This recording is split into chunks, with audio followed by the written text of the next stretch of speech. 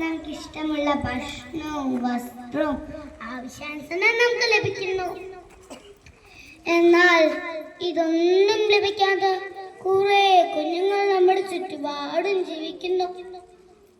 അങ്ങനെയുള്ള ഒരു ഭരണകഥയാണ് ഞാൻ ഇന്നിവിടെ പറയാൻ പോകുന്നത്. എന്റെ കഥയുടെ പേരെന്താണെന്നോ? ആഗ്രഹം. ഒരിക്കൽ ഒരു കൊച്ചു ഗ്രാമത്തിൽ ഓലമീഞ്ഞ ഒരു കൊച്ചു വീട്ടിൽ ഒരു ബാലൻ ജീവിച്ചിരുന്നു. അവന്റെ പേരാണ് കുട്ടൻ. സ്കൂൾ ജീവിതം എന്താണെന്ന് പോലും അവൻ അറിഞ്ഞിരുന്നില്ല. കഷ്ടപ്പാടും ദാരിദ്ര്യവുമായിരുന്നു അവന് കൂട്ട്. ഒരു നേരത്തെ ആഹാരം പോലും കഴിക്കാനില്ലാതെ അവന് പഠിക്കാനുള്ള ആഗ്രഹം വളരെ വലുതായിരുന്നു. അവന്റെ വിഷമം കണ്ട് തന്റെ അമ്മ അവനെ ഒരു സർക്കാർ സ്കൂളിൽ ചേർത്തു.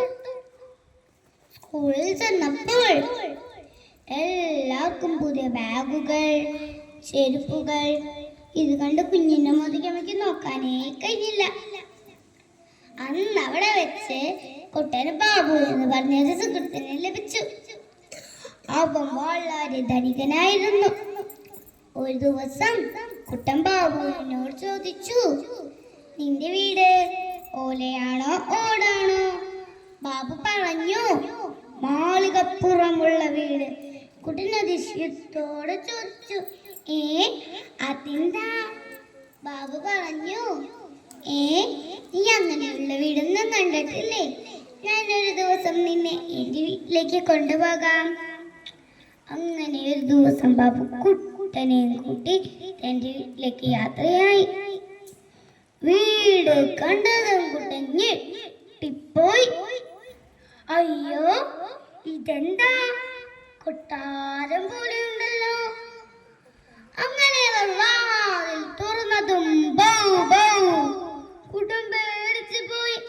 കുട്ടൻ നോക്കിയപ്പോൾ അങ്ങനെയുള്ള മറ്റൊരു വീട്. അതിൽ വലിയൊരു പട്ടിക്കുട്ടി. പട്ടിക്കുട്ടിയുടെ മുന്നിൽ എന്താണെന്നോ?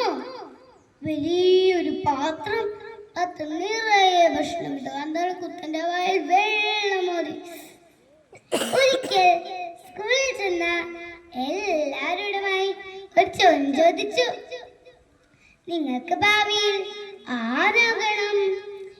ഇത് കേട്ട കുട്ടൻ ഉറക്കെ വിളിച്ച് പറഞ്ഞു, എനിക്ക് ബാബുവിന്റെ വീട്ടിൽ പട്ടിക്കുട്ടിയായാലും മതി. ഇത് കേട്ടതെല്ലാവരും ചിരിക്കാൻ തുടങ്ങി. എന്നാൽ ചിരി അധികം നേരം ഉണ്ടായില്ല. കുട്ടന്റെ അവസ്ഥ മനസ്സിലാക്കിയ കൂട്ടുകാരും അധ്യാപകരും അവനെ സഹായിച്ചു.